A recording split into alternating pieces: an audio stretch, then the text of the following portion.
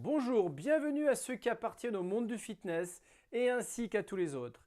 J'aborde des sujets du fitness, mais certains sont également transposables sur le management global.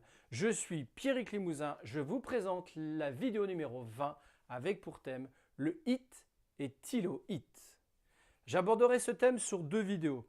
Aujourd'hui sera la première partie. Dans les années 80-90, le HIIT me donne comme souvenir le HIIT Parade, le top 50 avec Mark Toesca.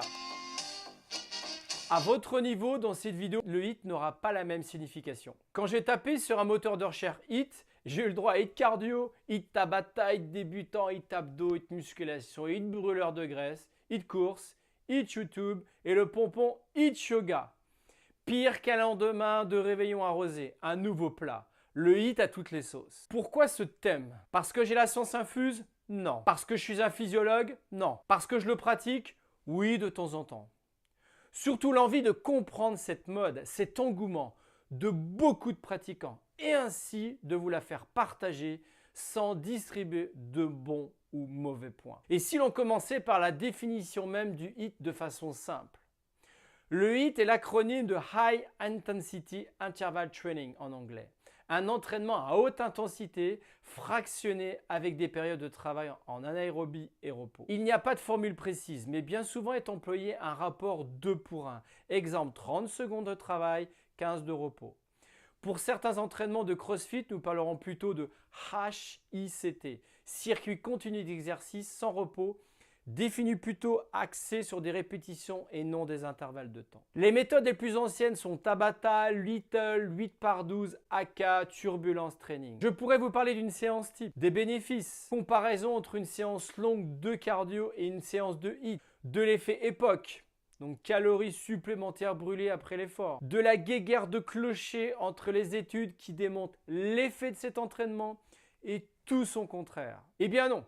Pour des raisons de longueur de vidéo entre autres, vous trouverez toutes ces réponses facilement sur le net. Ce que je souhaite partager avec vous, c'est ce que je rencontre dans beaucoup de clubs de boxe. Faire bouger les gens dans tous les sens avec unique objectif de les faire transpirer au maximum, est-ce du HIIT?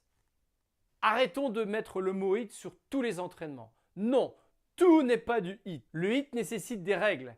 Respectons le travail de zone anaérobique. Respectons l'amplitude du mouvement, respectons le temps de récupération, respectons la possibilité d'un exercice optionnel. Je m'arrêterai sur 3 notions. Quel public, quelle fréquence, quel outil? Quel public peut faire du HIIT? Avant d'y répondre, cela va dépendre où on se place. Si vous êtes un club, une box, axé pur business avec une notion de nombre de remplissage, tout le monde sera accepté sans restriction. Si vous êtes un club, une box, axé business comme ci-dessus, en intégrant en plus une notion d'éducation, alors oui, pour certaines personnes avec une information au préalable sur cette méthode. Si vous êtes adhérent depuis longtemps, oui, possible en lui expliquant la courbe de surcompensation, que l'intensité prime sur la charge d'entraînement. Cela donnera un nouvel élan sur sa courbe de motivation. Si vous êtes une personne qui démarrait sans sport depuis plus de 6 mois, non. Expliquez-lui que son corps n'est pas prêt à recevoir ce type d'entraînement. Proposez-lui un entraînement de préparation physique généralisé avec des objectifs de démarrer progressivement cette activité à l'aide de skills. Soyez dans l'explication, préservez sa motivation. Tout arrive, mais le sport a ses règles. Éduquez-le. Fin de la première partie. On se retrouve dans 10 jours. N'oubliez pas de liker, de commenter, de partager. Je vous dis à très bientôt sur une de mes vidéos ou conseils en ligne.